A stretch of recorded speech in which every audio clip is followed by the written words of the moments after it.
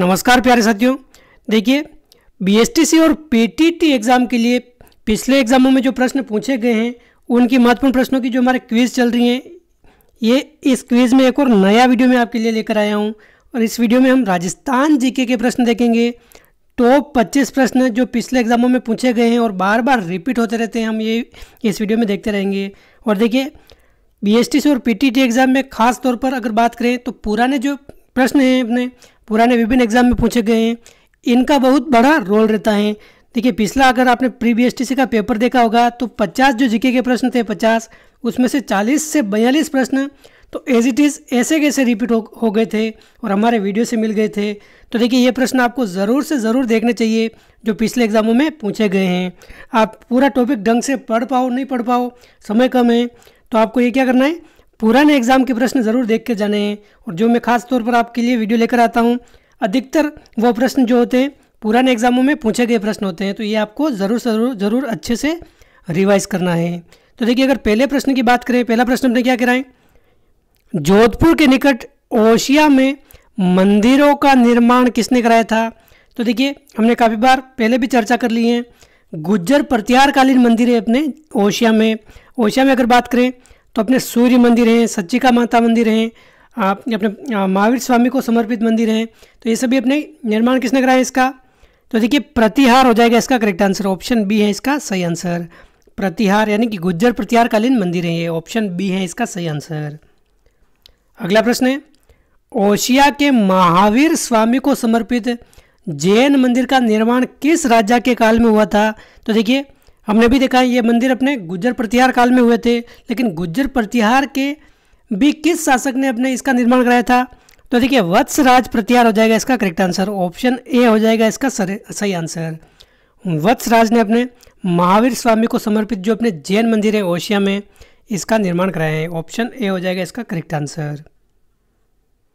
अगला प्रश्न है, कुंभलगढ़ प्रशस्ति के रचयिता कौन है। क्या हो जाएगा, फटाफट से आप कमेंट करके इसका आंसर बता दीजिए। ये काफ़ी बार एग्जाम में रिपीट हो चुका है अब तक। तो देखिए, कुंभलगढ़ प्रशस्ति के रचयिता अगर पूछा जाए तो ये कौन है अपने, राणा सांगा, कुंभा, कवि महेश या देपाक। तो देखिए, कवि महेश हो जाएगा इसका करेक्ट आंसर, कवि महेश हो जाएगा इसका करेक्ट आंसर। और देखिए, इसकी अपने लैंग्वेज भी पूछी जाती है, किस भाषा में लिखी गई है अपने। तो देखिए, अपने लिपि अगर पूछी जाए तो देवनागरी लिपि में, और भाषा अगर पूछी जाए तो संस्कृत भाषा में ये लिखी गई है अपने कुंभलगढ़ प्रशस्ति। और अपने उदयपुर के संग्रहालय में भी ये सुरक्षित रखी हुई है अपने। और इसमें बप्पा रावल को अपने विप्रवंशीय ब्राह्मण बताया है, इसमें बप्पा रावल को अपने कुंभलगढ़ प्रशस्ति में विप्रवंशीय ब्राह्मण बताया है। और कवि महेश ये रचयिता हैं इसके कुंभलगढ़ प्रशस्ति के, तो ऑप्शन सी हो जाएगा इसका करेक्ट आंसर। देखिए, मैं केवल क्वेश्चन व आंसर ही नहीं देखने हैं, इनसे संबंधित जितने भी महत्वपूर्ण फैक्ट एग्जाम में पूछने लायक हैं वो भी साथ साथ कवर करते हुए चलने हैं। क्वेश्चन तो आपको बहुत सारी बुक मिल जाएगी, उनमें भी मिल जाएंगे, लेकिन इनके साथ साथ जो महत्वपूर्ण फैक्ट हैं वो भी अपने कवर करते हुए चलने हैं। अगला प्रश्न है, निम्नलिखित में से एकलिंग शिलालेख का लेखक कौन था। क्या हो जाएगा इसका आंसर। तो देखिए, एकलिंग शिलालेख क्या हो जाएगा इसका आंसर। तो देखिए, एकलिंग प्रशस्ति अपने किसने लिखी है, महेश्वर जगन्नाथ राय, राणा कुंभा, जगत सिंह। क्या हो जाएगा इसका आंसर। तो देखिए, महेश्वर हो जाएगा इसका करेक्ट आंसर। ये अपने कंप्यूटर अनुदेशक में पूछा गया प्रश्न था। देखिए, कई जगह इसका नाम मिलता है अपने महेश भट्ट इसका नाम मिलता है। और महेश भट्ट के दूसरा नाम क्या है अपने, महेश्वर है। तो ये ऑप्शन में नहीं था, तो काफ़ी सारे कंफ्यूज हो गए थे। तो महेश्वर आ जाए या फिर महेश भट्ट आ जाए, एकलिंग प्रशस्ति ये हो जाएगा इसका करेक्ट आंसर। और देखिए, एकलिंग जी का मंदिर कहाँ स्थित है अपने, एकलिंग जी का मंदिर। तो देखिए, अपने कैलाशपुरी उदयपुर में एकलिंग जी का मंदिर स्थित है। और जो मेवाड़ के जो विभिन्न महाराणा हुए हैं वो सभी अपने राजा किसको मानते थे, महाराणा किसको मानते थे। तो एकलिंग जी को तो महाराणा मानते थे एकलिंग जी को, और स्वयं उनका दीवान मानते थे, यानी कि वो स्वयं अपने आप को एकलिंग जी का दीवान कहते थे। तो देखिए, महेश्वर या महेश भट्ट एकलिंग शिलालेख के प्रशस्ति के अपने रचयिता हैं। अगला प्रश्न है, बरली या फिर बड़ली एक ही बात है का शिलालेख जो अशोक के काल से भी पूर्व माना जाता है, ये कहाँ स्थित है। तो देखिए, बरली शिलालेख अपने अशोक के काल से भी पूर्व का शिलालेख है। तो ये है कहाँ स्थित अपने, अजमेर, जयपुर, टोंक या भीलवाड़ा। क्या हो जाएगा इसका आंसर। तो देखिए अजमेर हो जाएगा इसका करेक्ट आंसर। बर्ली शिलालेख अगर आ जाए तो ये कहाँ स्थित है? अपने अजमेर में स्थित है। अजमेर में भी अगर पूछा जाए स्थान विशेष तो अपने बिलोट माता मंदिर परिसर में, बिलोट माता के मंदिर परिषद में ये अपने शिलालेख स्थित हैं। तो ऑप्शन ए हो जाएगा इसका करेक्ट आंसर। और देखिए राजस्थान का अपने सबसे प्राचीनतम शिलालेख है। राजस्थान का सबसे अगर प्राचीन शिलालेख पूछ ले, सबसे प्राचीन शिलालेख कौन सा है अपने? तो बर्ली शिलालेख है और अपने अजमेर जिले में स्थित है। देखिए ये तो बर्ली शिलालेख हो गया, अपने अजमेर में है। लेकिन इसी तरह का एक प्रश्न और आता है, ये भी काफ़ी बार एग्जाम में पूछा गया है अपने, बर्ली माता का मंदिर कहाँ स्थित है? बर्ली माता का मंदिर अगर आ जाए, ये पूछा जाए तो ये अपने कहाँ स्थित है? ये अपने अकोला में स्थित है। अकोला में अपने बेड़च नदी के किनारे बर्ली माता का मंदिर स्थित है। अकोला का है अपने चित्तौड़गढ़ में स्थित है। और अकोला के बारे में एक और प्रश्न पूछा जाता है कि दाबू प्रिंट कहाँ की प्रसिद्ध है? दाबू प्रिंट ये कई एग्जाम में रिपीट हो चुका है अपने 2021, 22, 23 इन 3 सालों में तो कई बार एग्जाम में आ चुका है। ये दाबू प्रिंट कहाँ की प्रसिद्ध है अपने? तो अकोला चित्तौड़गढ़ की प्रसिद्ध है। तो ये भी आपको ध्यान रखना है। ये भी हाल ही में सेट एग्जाम में भी पूछा गया है, असिस्टेंट प्रोफेसर के लिए जो अपने पहले परीक्षा होती है नेट की तरह, उस एग्ज़ाम में भी पूछा गया है, आप ध्यान रखिए। तो आप ध्यान रखें, बर्ली माता मंदिर आ जाए तो अपने अकोला में है, बर्ली शिलालेख आ जाए तो अपने अजमेर में है। और ये शिलालेख अपने राजस्थान का सबसे प्राचीनतम शिलालेख है। अगला प्रश्न है, राजस्थान की पहली महिला सांसद कौन थी? क्या हो जाएगा इसका आंसर? तो देखिए राजस्थान की पहली महिला सांसद अगर पूछा जाए तो देखिए अपने शारदा भार्गव हो जाएगा इसका करेक्ट आंसर। 1952 में ये अपने राज्यसभा सांसद बनी थी, राज्यसभा सांसद बनी थी शारदा भार्गव। तो ऑप्शन सी हो जाएगा इसका करेक्ट आंसर। राज्यसभा सांसद अपने शारदा भार्गव है। अगला प्रश्न है, निम्न में से गजल गायकों में से कौन राजस्थान से संबंधित है? अनूप जलोटा, जगजीत सिंह, गुलाम अली या पंकज उदास। तो क्या हो जाएगा इसका आंसर? तो देखिए राजस्थान से संबंधित अपने कौन है? जगजीत सिंह हो जाएगा इसका करेक्ट आंसर। और इनका संबंध अगर पूछ ले तो किस जिले से? अपने गंगानगर जिले से इनका संबंध है। तो आप ध्यान रखें, ऑप्शन बी हो जाएगा इसका करेक्ट आंसर। ऑप्शन बी इसका सही आंसर है। जगजीत सिंह अपने गजल गायक है और गंगानगर जिले से संबंधित है। अगला प्रश्न है, राजस्थान के पंडित विश्व मोहन भट्ट का संबंध किस वाद्य यंत्र से है? तो देखिए पंडित विश्व मोहन भट्ट अगर आ जाए तो ये अपने मोहन वीणा वादक हैं। तो ऑप्शन ए हो जाएगा इसका करेक्ट आंसर, मोहन वीणा वादक है। ऑप्शन ए इसका सही आंसर है। अगला प्रश्न है, बतूल बेगम का संबंध किस गायन परंपरा से है? क्या हो जाएगा? आप साथ साथ कमेंट करते हुए भी चल सकते हैं। और देखिए काफ़ी सारे वीडियो हमने बीएसटीसी और पीटीटी एग्जाम के लिए अब तक देख लिए हैं। अपने ये चैनल खास तौर पर इन दोनों एग्जाम के लिए ही मतलब टारगेट करता है, इन दोनों एग्जाम को ही। तो देखिए खास तौर पर अगर बात करें तो अपने जीके के काफ़ी सारे वीडियो इस चैनल पर मिल जाएंगे। रीजनिंग के भी मैंने टॉपिक वाइज काफ़ी सारे इसमें करवा रखे हैं। और पीटीटी एग्ज़ाम की अगर आप तैयारी कर रहे हैं तो पीटीटी एग्ज़ाम में जीके के मैंने काफ़ी सारे टॉपिक कवर करा रखे हैं। हिंदी हो गया, शिक्षण अभिरुचि हो गया, काफ़ी सारे वीडियो इस पर मिल जाएंगे। तो चैनल आप सब्सक्राइब जरूर कर लीजिए। तो देखिए बतुल बेगम की अगर बात करें तो गंधर्व गायन यह नहीं है, कव्वाली गायन भी नहीं है, अपने मांड गायिका हैं बतुल बेगम और ये अपने जयपुर जिले से संबंधित हैं। तो ऑप्शन सी हो जाएगा इसका करेक्ट आंसर। सी हो जाएगा इसका करेक्ट आंसर। देखिए मांड गायन की अगर बात करें तो एक आपने पढ़ा होगा अल्लाह जिलाई बाई, राजस्थान की मरु कोकिला के नाम से उनको जानते हैं। तो अपने वो भी मांड गायन शैली से संबंधित हैं और बतुल बेगम भी अपने क्या है? मांड गायन है। ऑप्शन सी हो जाएगा इसका करेक्ट आंसर। अगला प्रश्न है, राजस्थान साहित्य अकादमी का मुख्यालय कहाँ स्थित है? देखिए ये दो तरह के प्रश्न पूछे जाते हैं। एक तो अपने राजस्थानी भाषा साहित्य और संस्कृति अकादमी अगर पूछ ले तो इसका आंसर चेंज हो जाएगा अपने, और राजस्थान साहित्य अकादमी पूछ ले तो इसका आंसर भी चेंज हो जाएगा अपने। दोनों अलग अलग जगह हैं, एक ही जगह नहीं है। तो देखिए अगर पूछा जाए सबसे महत्वपूर्ण प्रश्न तो यही है, अपने राजस्थान साहित्य अकादमी का मुख्यालय कहाँ स्थित है? उदयपुर में स्थित है। ऑप्शन ए है इसका करेक्ट आंसर। और इसके द्वारा सर्वोच्च पुरस्कार दिया जाता है, उसका नाम क्या है? अपने मीरा पुरस्कार। मीरा पुरस्कार इसका सर्वोच्च पुरस्कार है। तो राजस्थान साहित्य अकादमी का मुख्यालय कहाँ है? अपने उदयपुर में है। और अगर पूछा जाए कि राजस्थानी भाषा साहित्य और संस्कृति अकादमी कहाँ स्थित है? तो देखिए ये अपने बीकानेर में स्थित है। कहाँ स्थित है? अपने बीकानेर में। राजस्थानी साहित्य अकादमी अगर पूछ ले तो उदयपुर में, लेकिन राजस्थानी भाषा साहित्य और संस्कृति अकादमी अगर पूछ ले तो ये अपने बीकानेर में है। दोनों में अंतर आप ज़रूर से ज़रूर समझिए।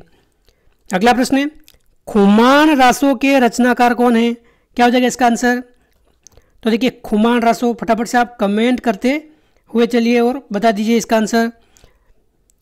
तो देखिए इसका आंसर क्या हो जाएगा अपना? दलपत विजय हो जाएगा। ऑप्शन बी इसका सही आंसर है, दलपत विजय इसका सही आंसर है। खुमान रासो के रचयिता अपने कौन है? दलपत विजय हो जाएगा इसका सही आंसर। अगला प्रश्न है क्वेश्चन 13, डॉक्टर एलपी टेस्सीटोरी किससे संबंधित हैं? तो देखिए डॉक्टर एलपी टेस्सीटोरी की अगर बात करें तो ये अपने चारण साहित्य से संबंधित हैं। चारण साहित्य राजस्थानी साहित्य पर अपने अध्ययन करने के लिए भारत सरकार ने इनको आमंत्रित किया था। ये अपने मूल रूप से बात करें तो इटली के निवासी थे, इटली के निवासी। और देखिए मात्र 30 वर्ष की आयु में ही इनका बीकानेर में देहांत हो गया था। तो देखिए आप ध्यान रखें, चारण साहित्य से संबंधित है तो राजस्थानी साहित्य हो जाएगा इसका करेक्ट आंसर। ऑप्शन ए है इसका सही आंसर। ऑप्शन ए इसका सही आंसर है। मुख्य रूप से इनका संबंध अपने चारण साहित्य से है। अगला प्रश्न है question 14, annals and antiquities of Rajasthan नामक पुस्तक किसने लिखी है? क्या हो जाएगा इसका आंसर? तो देखिए annals and antiquities of Rajasthan पुस्तक अपने कर्नल जेम्स टोड की पुस्तक है। कर्नल जेम्स टोड इनकी पुस्तक है। और देखिए इसका पहला संस्करण अगर बात करें तो कब प्रकाशित हुआ था? ये भी 2 बार ये प्रश्न पूछा गया है। तो 1829 में इसका पहला संस्करण प्रकाशित हुआ था। तो ये आप ध्यान रखें, annals and antiquities of Rajasthan पुस्तक अपने कर्नल जेम्स टोड की हैं। और देखिए इसका अगर दूसरा नाम भी पूछा जाए तो the central and western state of India, इसका इस पुस्तक का दूसरा नाम क्या है अपने? The central and western Rajput state of India, ये इसका दूसरा नाम है इस पुस्तक का। 1829 में इसका पहला भाग ये प्रकाशित हुआ था। और देखिए कर्नल जेम्स टोड की अगर बात करें तो इनको घोड़े वाले बाबा के नाम से भी जानते हैं। घोड़े वाले बाबा ये भी कहते हैं क्योंकि देखिए राजस्थान के इतिहास में इनका काफ़ी बड़ा योगदान है। राजस्थान का सर्वप्रथम व्यवस्थित इतिहास अगर इसका कोई अध्ययन किसी ने किया है तो किसने किया है? कर्नल जेम्स टोड ने किया है। अपने घोड़े पर बैठकर राजस्थान के सभी हिस्सों में ये फिरते रहते थे, इतिहास का अपने एक तरह से खोज करते रहते थे, विभिन्न शिलालेख वगैरह। तो इनको घोड़े वाले बाबा के नाम से जानते हैं और राजस्थान के इतिहास के ये पितामह भी कहलाते हैं। तो आप ध्यान रखें, ये पुस्तक इनकी है, कर्नल जेम्स टोड। ये अपने पॉलिटिकल एजेंट बनकर सबसे पहले अपने 1817 में उदयपुर आए थे। आप ध्यान रखें ये। अगला प्रश्न है राजस्थान में पवाड़ा का मतलब क्या है? पवाड़ा क्या हो जाएगा इसका आंसर? तो देखिए राजस्थान में पवाड़ा का मतलब क्या है अपने? लोक कथा, लोक गाथा, लोकगीत या लोक साहित्य। ये चारों ऑप्शन आपको एक जैसे लग रहे होंगे। तो देखिए पवाड़ा का मतलब अगर पूछा जाए तो लोक गाथा होती है। लोक गाथा जैसे कोई बहादुर व्यक्ति है, अगर कोई अच्छा काम करके चला गया, बहादुरता उसने दिखाई, तो उसकी लोक गाथा यानी कि एक तरह से उनकी गाथा गाते हैं। तो ऑप्शन बी हो जाएगा इसका करेक्ट आंसर। पवाड़ा का मतलब अपने लोक गाथा है। ऑप्शन बी इसका एकदम सही आंसर है। अगला प्रश्न है राजस्थानी शब्दकोश का निर्माण किसने किया है? क्या हो जाएगा इसका आंसर? तो देखिए राजस्थानी शब्दकोश का निर्माण अपने किसने किया है?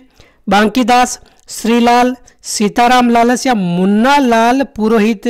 तो देखिए सीताराम लालस हो जाएगा इसका करेक्ट आंसर। ऑप्शन सी इसका सही आंसर है। राजस्थानी शब्दकोश का निर्माता अपने कौन है? सीताराम लालस है। अगला प्रश्न है वंश भास्कर किस भाषा में लिखा गया है? तो देखिए वंश भास्कर की अगर बात करें तो वंश भास्कर अपने ये 4 डिंगल, संस्कृत, अपभ्रंश या हारुति। तो देखिए इसमें इसका आंसर क्या माना गया था? अपने डिंगल माना गया था। और वंश भास्कर किसकी रचना है अपने? ये भी प्रश्न आगे आने वाला है। ये वंश भास्कर के रचयिता कौन है अपने? तो क्या हो जाएगा इसका आंसर? ये हो जाएगा अपने सूर्यमल मिश्रण। ऑप्शन डी है इसका सही आंसर। देखिए वंश भास्कर आ जाए या फिर वीर सतसई आ जाए, वीर सतसई ये भी काफ़ी बार पूछा गया है। सतसई, वीर सतसई आ जाए, वंश भास्कर आ जाए, या फिर इसके अलावा अगर आ जाए सतीराज रासो, सतीराज रासो ये भी अगर आ जाए तो ये भी किसने लिखी है? अपने सूर्यमल मिश्रण ने लिखी हैं। तो आप ध्यान रखिए ऑप्शन डी हो जाएगा इसका करेक्ट आंसर। ऑप्शन डी इसका सही आंसर है, सूर्यमल मिश्रण। अगला प्रश्न है ढटकी, थाली और खेराड़ी उपबोलियां राजस्थान की किस बोली से संबंधित हैं? तो देखिए ढटकी, थाली, खेराड़ी ये उपबोलियां अपने राजस्थान की मारवाड़ी भाषा की उपबोलियां हैं। तो ऑप्शन बी हो जाएगा इसका करेक्ट आंसर। ढटकी आ जाए, थाली आ जाए, खेराड़ी आ जाए या फिर मेवाड़ी आ जाए, मेवाड़ी ये भी अपने मारवाड़ी की उपबोली हैं। तो आप ध्यान रखिए ऑप्शन बी हो जाएगा इसका करेक्ट आंसर, मारवाड़ी की उपबोलियां हैं। अगला प्रश्न है देखिए बोली से संबंधित एक प्रश्न आपके निश्चित तौर पर पूछा जाएगा। बोलियों से संबंधित एक प्रश्न बीएसटीसी में तो विशेष तौर पर पूछा जाता है। क्वेश्चन 20 है, जागृति किस क्षेत्र की बोली है? तो देखिए जागृति की अगर बात करें तो किस क्षेत्र की? अपने चित्तौड़, करौली, सिरोही या डूंगरपुर? तो जागृति अपने करौली क्षेत्र की उपबोली है, तो ऑप्शन बी हो जाएगा इसका करेक्ट आंसर। करौली क्षेत्र की उपबोली है जागृति, करौली की उपबोली है। क्वेश्चन 21 है, और देखिए प्री बीएसटीसी एग्जाम 2022 में पूछा गया है ये प्रश्न। प्री बीएसटीसी एग्जाम ये प्रश्न मैंने आपको करवा रखा था, तो ये 2022 में भी पूछा गया है। तो देखिए खेराड़ी किस क्षेत्र की बोली है?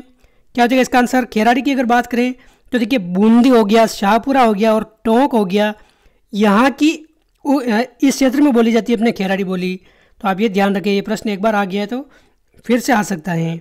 बूंदी, शाहपुरा, टोंक की अगर बोली पूछी जाए तो अपने खेराड़ी बोली है। अगला प्रश्न है, राजस्थान इतिहास का जनक किसे कहते हैं? क्वेश्चन 22।